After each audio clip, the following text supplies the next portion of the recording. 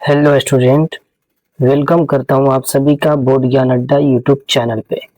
आपने इस वीडियो पे क्लिक किया, इसका मतलब आप भी क्लास 12th में पढ़ते हैं, तो ये वीडियो में अंत तक बने रहिएगा। आज क्या इस वीडियो में class 12th history chapter number 6 को देखने वाले हैं, जो कि 2027 के एग्जाम के लिए बहुत ही महत्वपूर्ण है। अगर आप इस वीडियो को अंत तक देखते हैं तो आपको चैप्टर नंबर 6 जो है ना पूरी तरीके से कंप्लीट समझ में आ जाएंगे और बिल्कुल इसी वीडियो में आपको सभी टॉपिक याद भी हो जाएंगे। इसलिए ये वीडियो आपके लिए बहुत ही इम्पोर्टेंट है। अगर आपको 2027 में इंटर का बोर्ड एग्जाम देना है तो आपके लिए बहुत ही वेरी महत्वपूर्ण है ये वीडियो। आज का ये video class 12th history chapter number 6 से रिलेटेड पार्ट 1 होने वाला है, ठीक है।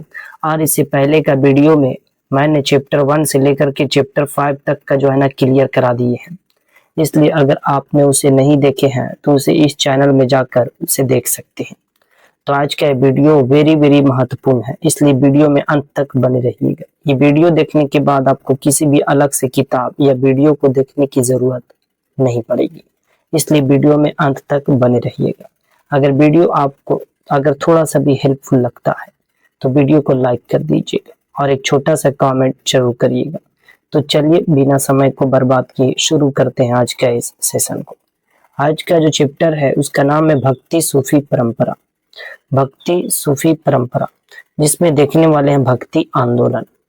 ये भक्ति आंदोलन की शुरुआत दक्षिण भारत में नैनार संतों ने किया था, बाद में अलवार संतों ने भी शुरू कर दिया। तो याद रखेंगे, भक्ति आंदोलन की शुरुआत दक्षिण भारत में किसके द्वारा? नैनार के द्वारा। और इसके बाद फिर अलवार भी जो है ना ये भक्ति आंदोलन की शुरुआत कर दिए थे। तो बहुत ही इंपॉर्टेंट है, आप लोग इसे नोट डाउन करते हुए चलिएगा, ठीक है। आगे का पॉइंट है, भारत देश में विभिन्न धर्मों के मानने वाले लोग रहते हैं। सही बात है, यहाँ भारत में हर एक प्रकार के धर्म के मानने वाले लोग निवास करते हैं। प्राचीन धर्म, सनातन और वैदिक धर्म को माना जाता है। धर्म जो है ना कई प्रकार के हैं जो कि भारत में देखने के लिए मिलते हैं। जैन धर्म, बौद्ध धर्म, ईसाई धर्म, इस्लाम धर्म, ठीक है। ये सारे धर्म जो है ना ये आपस में देखने को मिलते हैं। जैन, बौद्ध, ईसाई, इस्लाम, सनातन, ये सब जो है ना देखने के लिए यहाँ पास में मिलते हैं। सभी धर्म के मानने वाले लोग भारत में निवास करते हैं। धर्मों में कुरीतियां, जाति प्रथा, सती प्रथा, भेदभाव और अस्पृश्यता, ये धर्म में कुरीतियां हैं। पांचवा है वर्ण व्यवस्था। वर्ण व्यवस्था, ये सब धर्म में कुरीतियां देखने को मिलती है दोस्तों। तो आप लोग ये पांचों पॉइंट को आप लोग याद कर लीजिए, ठीक है। बहुत ही इंपॉर्टेंट है, ठीक है दोस्तों। पांचों कुरीतियों को आपको याद कर लेना है। जैसे पहला है जाति प्रथा, दूसरा सती प्रथा, तीसरा भेदभाव, चौथा अस्पृश्यता और पांचवा वर्ण व्यवस्था, ठीक है। तो वीडियो में अंत तक बने रहिएगा। और लोग जैन और बौद्ध धर्म की ओर आकर्षित हुए। संतों ने धर्म से आडंबर हटाने का प्रयास किया, आडंबर और भेदभाव को चुनौती दी। दक्षिण भारत में इसका विस्तार अलवार और नैनार संतों ने किया, ठीक है। तो याद रखेंगे कि इस धर्म को दक्षिण भारत में किसने? तो अलवार और नैनार संतों ने इसका क्या किया? तो विस्तार किया, इस धर्म का विस्तार किया, अलवार और नैनार। देखेंगे अलवार कौन है, नैनार कौन है। तो अलवार जो है ना ये विष्णु के भक्त है। अलवार किसके भक्त हैं? तो अलवार विष्णु के भक्त हैं। तो आप लोग इसे नोट कर लीजिएगा, बहुत ही इंपॉर्टेंट। याद रखिए अलवार किसके भक्त हैं? विष्णु का। अलवार और नैनार कौन है? तो अलवार और नैनार इन्होंने दोनों ने जो है भक्ति परंपरा की शुरुआत की थी, ठीक है। दक्षिण भारत में अलवार और नैनार। अलवार कौन से किसके मानने वाले? विष्णु के भक्त। किसके भक्त हैं? विष्णु के भक्त। तो वीडियो में अंत तक बने रहिएगा, आपके लिए बहुत ही इंपॉर्टेंट, ठीक है। और नैनार शिव के भक्त हैं। जहां देखिए अलवार जो है वो विष्णु के भक्त है ना। अलवार जो है ये विष्णु के भक्त है, लेकिन नैनार शिव के भक्त है। भक्ति ईश्वर की आराधना। भक्ति का अर्थ ईश्वर की आराधना। भक्ति के मार्ग, भक्ति परंपरा, देखिएगा ध्यान से, इंपॉर्टेंट है, ठीक। भक्ति दो भागों में बांटा गया भक्ति को, पहला सगुण, दूसरा निर्गुण। पहला सगुण, दूसरा निर्गुण। भक्ति के कितने भाग में बांटा गया? दो भाग, एक सगुण है, दूसरा निर्गुण है। सगुन क्या होता है देखेंगे, बहुत ही इंपॉर्टेंट है ना। सगुन मूर्ति पूजा है ना, क्या करना, मूर्ति पूजा, शिव विष्णु है और उनके अवतार देवी की आराधना, जैसे रामानंद, मीराबाई, सूरदास। और सगुण भक्ति को मानने वाले लोग मूर्ति पूजा, कर्मकांड और अवतार जो है, ये अवतार को मानते थे। ठीक है, तो ये सगुन जो होता है जिसमें मूर्ति पूजा की जाती है, लोग जो है मूर्ति को पूजा करते हैं, है ना, शिव को पूजा करते, विष्णु का पूजा करते हैं, ये सगुन में आता है। सगुन का मतलब समझ ले कि सगुन में वो होता है जो लोग जो है जैसे हल्ला चिल्ला करके अपने धर्म का पूजा करते हैं, जैसे ढोल बजाना, ठीक है, अगरबत्ती जलाना, ये सब किया जाता। लेकिन वहीं अगर देखे निर्गुण, तो निर्गुण में ये सब नहीं होता। निर्गुण जो होता है मूर्ति पूजा का विरोध है, इसमें मूर्ति पूजा नहीं की जाती। सगुन में मूर्ति पूजा, निर्गुण में मूर्ति पूजा नहीं, है ना। ईश्वर की पूजा गुरु नानक देव, रैदास, कबीर, ये किसके, तो निर्गुण के भक्त थे। गुरु नानक थे, है ना, गुरु नानक देव, रैदास और कबीर, ये सब निर्गुण थे। निर्गुण वो है जो मूर्ति का पूजा नहीं करते।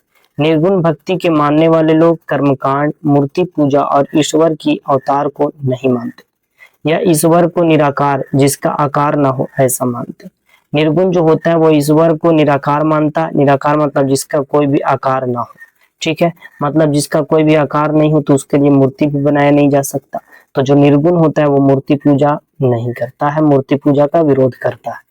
धार्मिक विश्वासों और आचरणों की गंगा जमुनी बनावट इस काल की सबसे प्रमुख विशेषता है। साहित्य और मूर्ति कला में अनेक तरह के देवी देवता का आगमन हुआ, अनेक प्रकार के देवी देवताओं का आगमन हुआ, ठीक है, और विभिन्न देवताओं की विभिन्न रूपों की आराधना इस समय बढ़ने लगी थी। इस समय क्या होने लगी थी, तो बढ़ने लगी थी। पूजा प्रणालियों का समन्वय हुआ। इतिहासकार का मानना है कि उपमहाद्वीप में अनेक धार्मिक विचारधाराएं और पूजा पद्धतियां देखने को मिलती है। इतिहासकार ये मानते हैं कि उपमहाद्वीप में ज्यादातर लोग जो है ना अपने धार्मिक विचारधारा और पूजा पद्धति को अपनाते हैं, ये इतिहासकार का मानना था। ठीक, ब्राह्मण विचारधारा, इस प्रसार पौराणिक यानी क्या पौराणिक ग्रंथों की रचना संकलन द्वारा हुई। यह ग्रंथ संस्कृत भाषा में लिखा गया, ठीक है, ग्रंथ की रचना जो इस समय में हुई थी ब्राह्मणों द्वारा, ये संस्कृत भाषा में। इन ग्रंथों का ज्ञान शूद्र तथा महिला दोनों द्वारा ग्रहण किया जा सकता था। तो याद रखेंगे इसे कि ये जो शूद्र जो होते हैं और जो महिला होती है, ये सब के द्वारा इसे क्या तो ग्रहण किया जा सकता था। ठीक है दोस्तों, ग्रहण किया जा सकता था। और इस काल में स्त्री, शूद्र तथा अन्य सामाजिक वर्गों की आस्थाओं और आचरणों को ब्राह्मणों ने स्वीकृति दे दी थी। ठीक है, मतलब जो शूद्र होते हैं, जो वर्ण की अगर बात करें तो वर्ण 4 है। एक है ब्राह्मण, है ना, दूसरा है क्षत्रिय, तो ब्राह्मण, क्षत्रिय, उसके बाद वैश्य, ठीक है, वैश्य, और उसके बाद आता है शूद्र। ठीक है, कौन आता है, शूद्र। तो ब्राह्मण का काम है क्या करना, तो ब्राह्मण का काम है पूजा पाठ करना, वेद रचना, है ना, वेद पढ़ना। और क्षत्रिय का काम क्या होता है, तो क्षत्रिय का काम होता है शासन करना, युद्ध करना। वैश्य का काम खेती करना, व्यापार करना। और शूद्र का काम होता है ये तीनों का सेवा करना, जो ब्राह्मण, क्षत्रिय, वैश्य, ये तीनों का सेवा करना।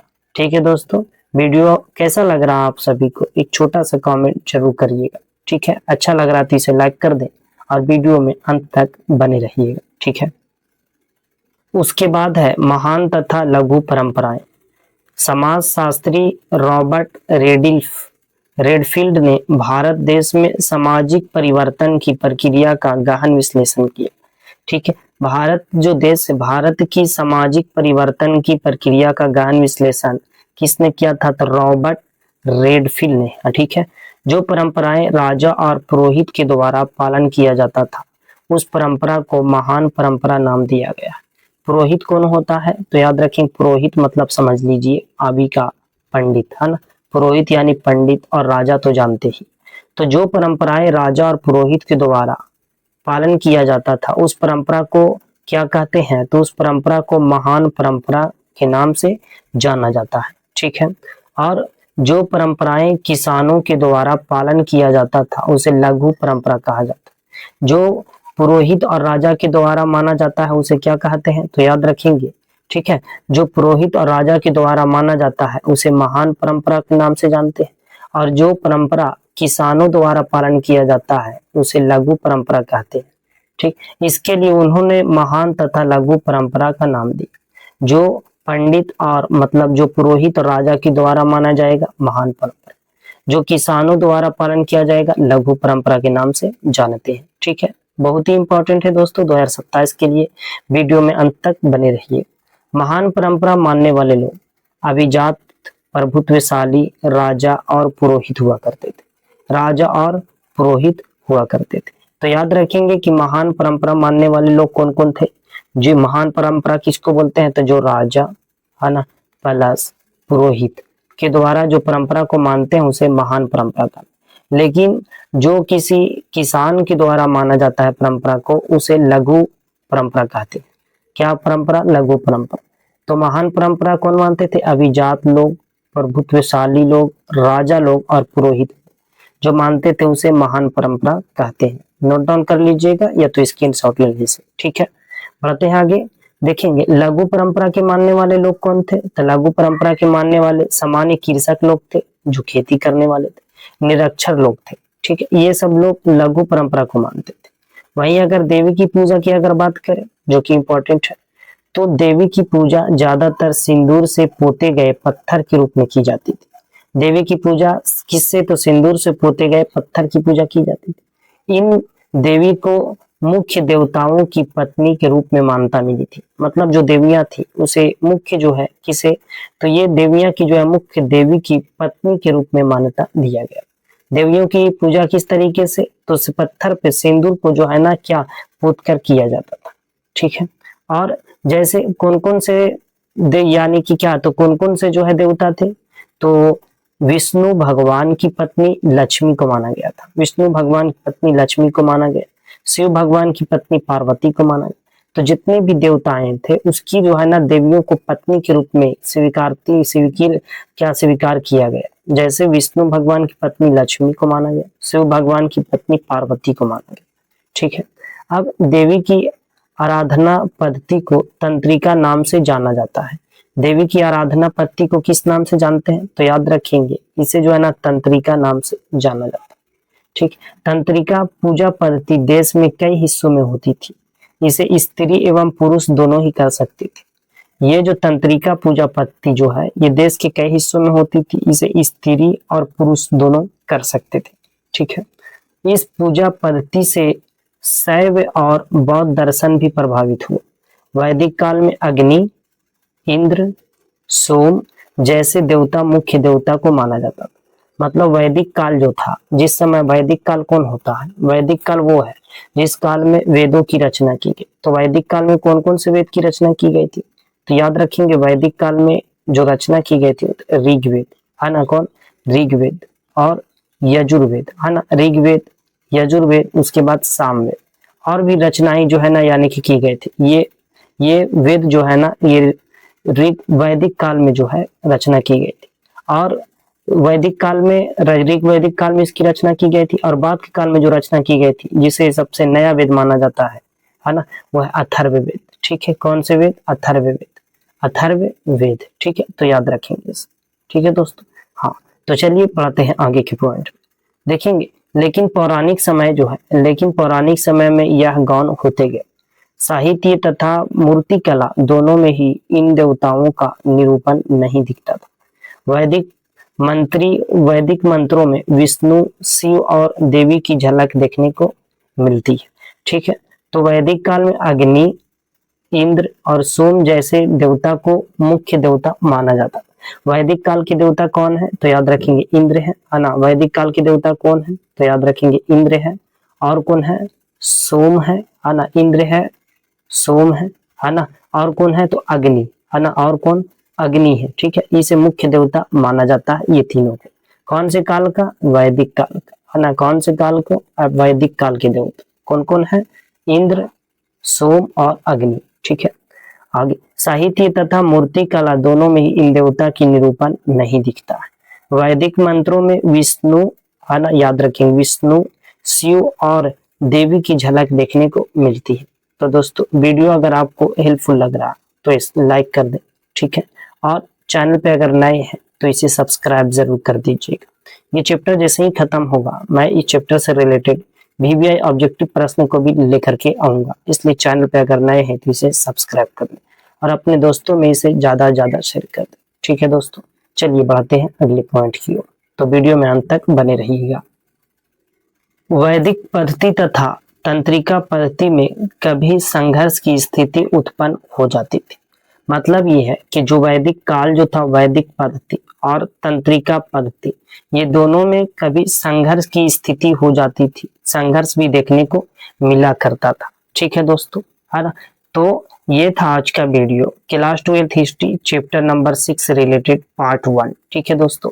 ये पार्ट 1 था, चैप्टर 6 का पार्ट 1 था। तो आपको कैसा लगा कमेंट करके जरूर बताइएगा, ठीक है। अच्छा अगर लगा है तो इसे लाइक कर दें, ठीक है। ये चैप्टर जैसे ही खत्म होगा मैं इससे रिलेटेड VVI ऑब्जेक्टिव प्रश्न को, जितने भी ऑब्जेक्टिव प्रश्न बनेंगे वो सभी को लेकर के आऊंगा, ठीक है। जितने भी इस चैप्टर से रिलेटेड VVI ऑब्जेक्टिव प्रश्न बनेंगे वो सभी को लेकर के आऊंगा, इसलिए चैनल पे अगर नए हैं तो इसे सब्सक्राइब कर लें।